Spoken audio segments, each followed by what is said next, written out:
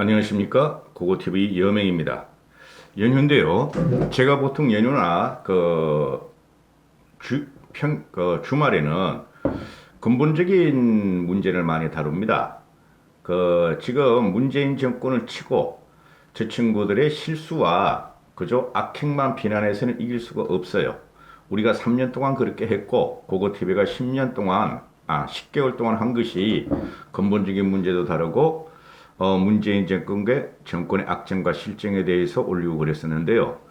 앞으로 2년 2개월이 남았기 때문에, 그리고 지금 저쪽 세력에 대치할 세력이 솔직히 말해서 미래통합당엔 없습니다.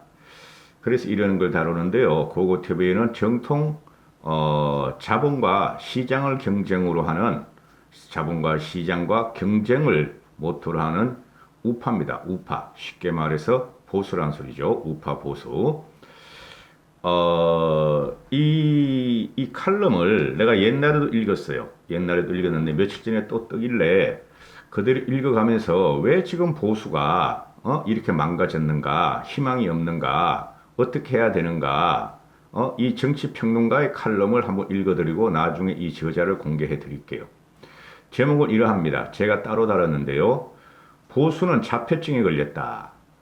보수는 자폐증에 걸렸고 스스로를 비주류로 유폐시켜버렸다. 스스로를 보수란 작자들은 스스로를 비주류로 유폐시켜버렸다. 지금 이게 나타나는 게 근래에 나타난 4.15 총선에 나타나는 것이 완전히 자폐증으로 몰락하고 있어요. 과거에도 그랬지만은 부정선거가 없음에도 부정선거를 지속적으로 지금 퍼뜨리고 있고 또 요번에 지성호 태영호 사건, 지성호 태영호는 공인입니다. 공인. 헌법기관이 국회의원이에요. 그런 사람들이 함부로 국가와 세계를 좌우할 그런 실현을 하면 안 돼요. 그런 것은. 그리고 확신을 했잖아요. 99%. 그렇게 말하면 안 됩니다. 이 부정선거 사건을 갖다가 퍼뜨리고 지성호와 태영호를 비판 않고 보호하는 보수를 보면서 이건 자폐증에 빠진 것이에요. 이거는 지금. 우리가 우울증에 걸린 사람이나 자폐증에 걸린 사람을 보면은 우울증 걸리나 망상증에 걸리는 사람들을 보면은 상대편이 미쳤다 그럽니다. 자기는 세상을 똑바로 보는데 자기를 제외한 모든 사람이 미쳤다, 잘못됐다 이렇게 봐요. 자폐증 환자도 그렇습니다.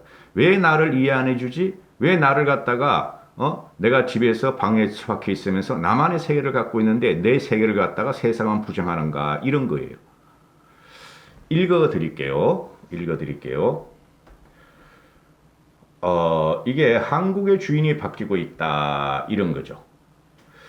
지금 현재 보수 진영이 경악할 참패로 끝난 4.15 총선 후 후일담이 민주당이 범진보가 아닌 단독으로 꿈만 같았던 180석을 얻었다. 미래통합당은 103석으로 개헌 저지선 확보 목표 거창하죠. 가까스로 이뤘다. 사실상 괴멸 수준이다. 괴멸 이상이 갑니다, 지금을. 그러니까 지금 보수 우파의 위기감으로 인정을 하지 않는 그 사칭 우파 유튜버들이나 또는 보수가 대단한 위기예요, 지금. 괴멸 수준을 넘어갔는데 그거를 자각하지 못하는 영남당. 요새는 영남당이라 안 그럽니다. 양남당이라 그래요. 쌍남당, 양남당. 어떻게? 영남당 플러스 강남당 해가지고 쌍남당 이렇게 말을 합니다. 민주당이 주류 교체 전쟁에서 마침내 승리했다. 길게 보면은 1990년 3당 합당에 보수 대연합 이후 지속되었던 보수 우위의 정치 지형이 종말을 맞았다. 지역 세대 이념 계층의 전선에서 보수는 우위를 잃어버렸다. 보수는 상수에서 변수로 주류에서 비주류로 전락했다. 바야흐로 민주당 우위 시대가 열렸다. 향후 4년간. 지금 1990년에 3당 합당에 노태우, 김종필, 김영삼이 그리고 김영삼이가 92년도에 대통령이 되면서 우리나라 건국 이래 처음으로 개혁다운 개혁을 했었죠. 근데 IMF를 맞이했고 그리고 지금 이 꼴통 숙골들 사칭 사기 우파 유튜브들은 김영삼은 역적이다 이렇게 하죠. 보수를 재건한 것은 솔직히 말해서 김영삼이었어요. 김영삼이고 통합을 보수 대연합을 해버렸죠. 김영삼, 노태우, 김종필. 이때 김영삼이가 대통령을 갖다가 차지하면서 모든 것을 갖다가 계획을 했는데 그 이후로 보수는 계획을 한 번도 하지 않고 방향성마저 잃었다. 이런 것입니다. 읽어드릴게요. 2016년 총선부터 4번의 선거를 참패 가져왔고 정치적 상수에서 변수로 전락했으며 기득권, 과거, 낡음, 분열 세력으로 낙인 찍힌 게 현재의 보수다.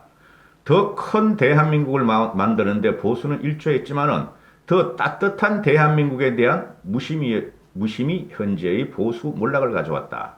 제가 누누이 말씀드렸죠. 보수라는 것은 포용이다. 그리고 배려다. 젠틀해야 된다. 시대 통찰을 못하고 자기 성찰을 안 하며 나라 걱정 없이 내 걱정만 자기 걱정만 하는 전 연역에 걸친 심각한 자폐에서 못 벗어나면 다시는 주류가 될 수 없다. 지난 2년 바야흐로 한국의 주인이 바뀌었다. 문재인 좌파 진보 세력으로. 짧게 보면 2015년 2월 전당대회에서 문재인이 들고 나온 절박한 슬로건 이기는 정당은 2016년 총선 참패, 진박 친박에 의한 총선 참패, 2017년 대선 헌납, 2018년 지방선거 완벽한 참패, 2020년 총선의 완벽한 참패로 문재인 정권은 그랜드 슬럼을 달성했다. 민주당이 실전적 캠페인 정당으로 성공적으로 이행했음을 증명했다. 민주당은 캠페인의 네 가지 전선, 첫 번째 혁신과 기득권, 두 번째 미래 대 과거, 세 번째 새로움과 낡음, 네 번째 통합 대 분열에서 미래통합당을 기득권, 과거, 낡음, 분열 세력으로 낙인찍히는 데 성공했다. 민주당은 승패를 가르는 세 가지 요소인 전략, 정신력에서도 상대를 압도했다. 대부분 맞는 말인데 지금 보수가 지금 그 민주당의 캠페인 네 가지 가져온 게 혁신과 기득권, 미래 대 과거, 새로움과 낡음, 통합 대 분열. 이게 민주당에서 프레임으로 갖춰놨지만은 민주당이 미래 혁신도 아니고 미래도 아니고 새로움도 아니고 통합도 아니었다.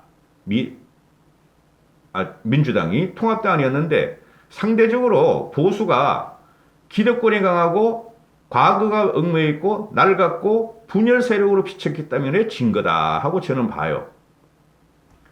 건국 이후든 해방 이후든 주류 교체는 정권 교체와는 비교할 수 없는 혁명적 사건이다. 진짜예요. 주류가 고쳐된다는 것은 전체 나라를 잃는다는 거예요.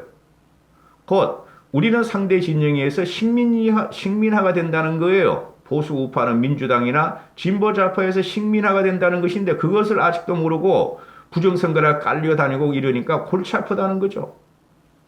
이 나라는 내 나라라는 인식이 강한 보수로서는 전부 다 그러시죠. 이 나라는 내 나라다. 우리가 건국한 나라고 우리가 산업 발전을 시키고 우리가 이렇게 잘 먹고 잘 살게 했다 하는 게 보수의 자긍심이었죠.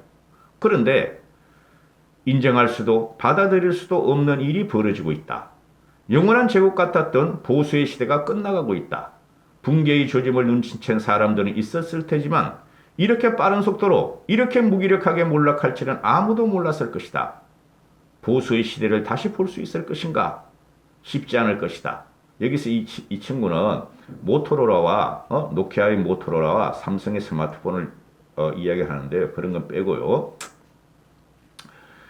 보수들은 시대의 변화를 읽지 못하고 혁신하지 않았기 때문에 한순간에 몰락했다.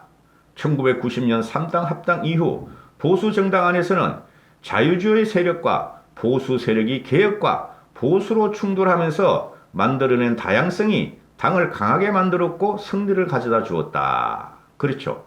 근데 박근혜 때부터 개혁은 없어지고 보수만 깔아앉고 그 다음에 박근혜 탄핵 이후에 사칭 돈벌이 유파들은 과거의 개혁 세력인 김영삼계 친이계를 갖다가 조지면서 자기들은 돈을 벌었다.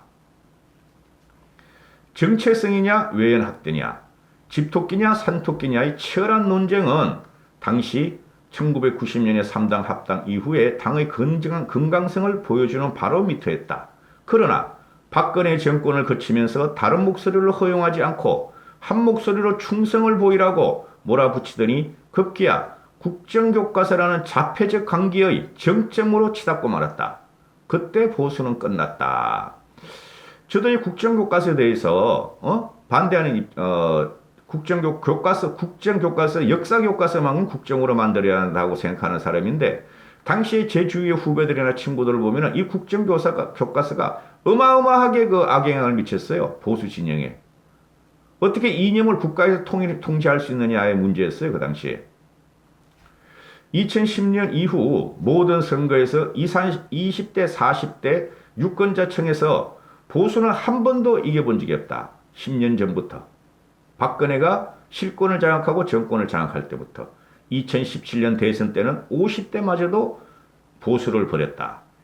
이미 자유한국당은 전의를 상실하고 한강전선을 포기했을 때다.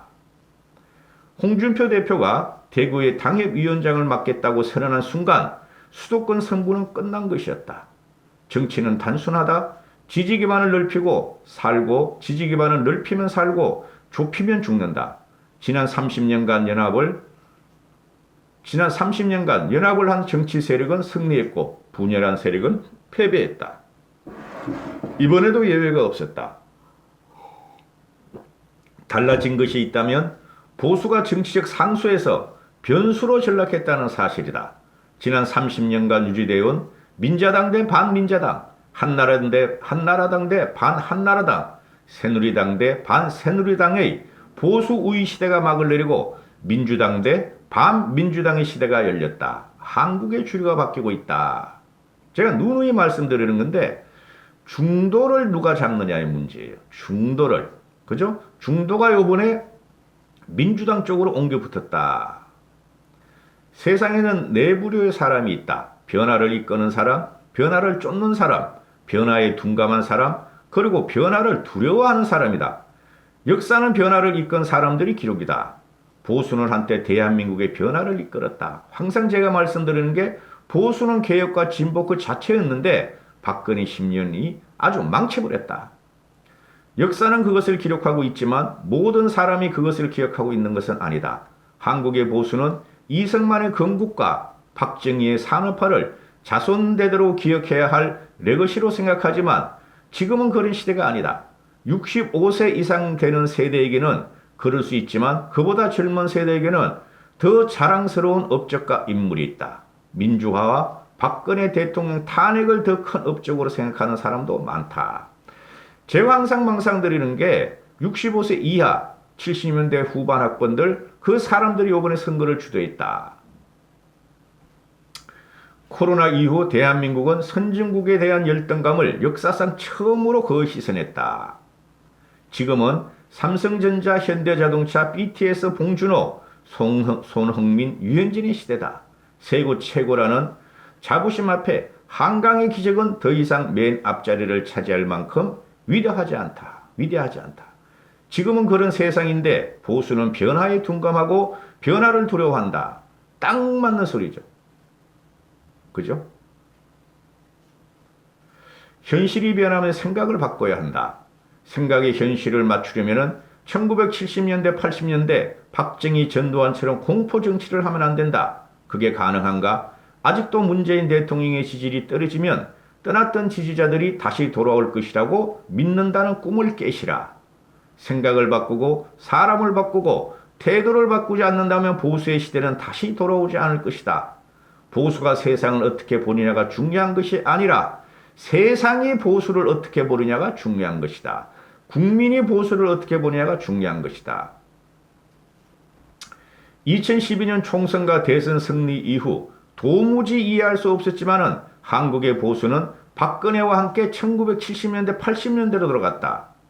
과거의 영광을 되찾겠다는 굳은 신념으로 뭉친 보수의 전사들은 자유우파, 애국보수와 같은 시대착오적인 낡은 상품을 들고 나타나 시장을 놀라게 했다. 제가 이런 거 쓰지 말라 그랬죠. 이번 총선에서 자유우파, 애국보수 이런 거 쓰지 말라 그랬죠. 그냥 국민들한테 도와달라 그랬죠. 제가 시민한테 도와달라 그러고.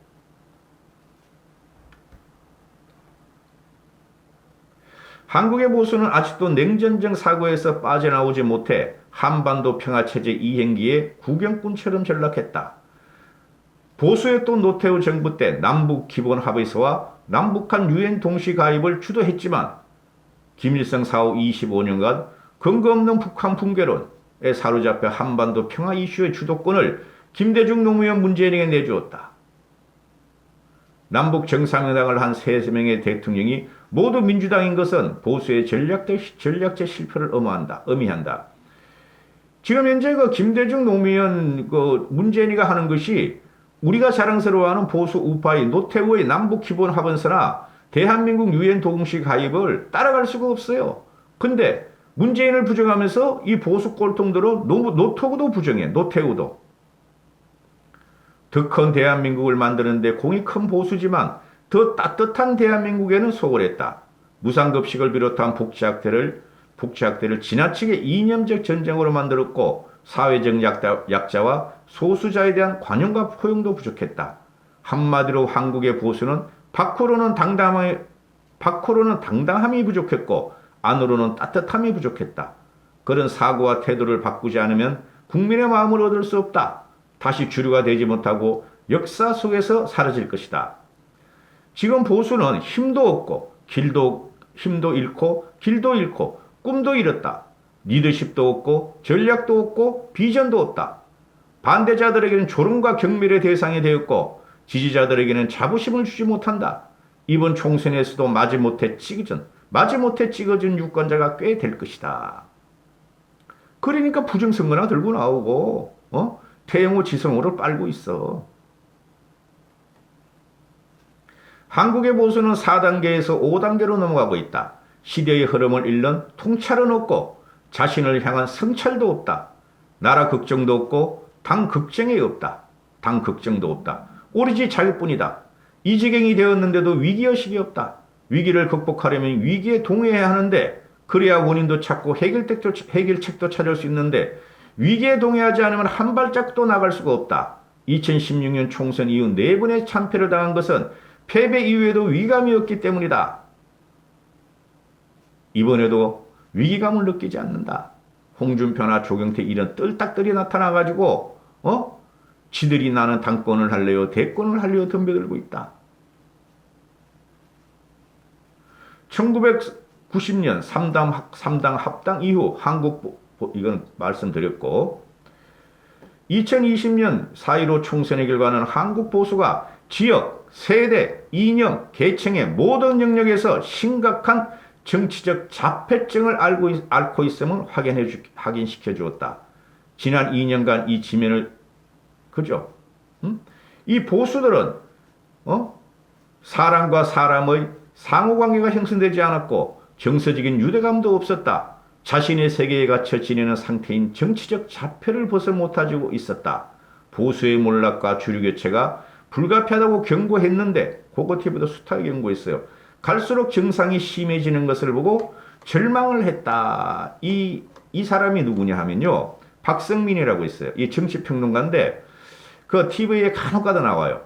내가 그 TV에 나온 떨치기 정치평론가들 다 싫어하는데 이 사람만큼은 내가 어느 정도 인정을 해요. 그리고 요새 그 장성철이라고 간혹가다 나오죠. 그 친구도 어느 정도 괜찮은 친구다. 그리고 김민전이라는 교수 있죠.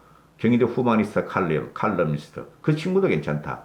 박성민이나 장성철이나 또는 김민전 정도만 제대로 된 정치를 평론을 좀 한다. 이렇게 저는 보고 있어요. 나머지들은 다 그 사기꾼들이고 나오면 안 되는 사람이다. 이렇게 생각을 해요. 이까지 하겠습니다. 감사합니다. 고고TV 여명이었습니다.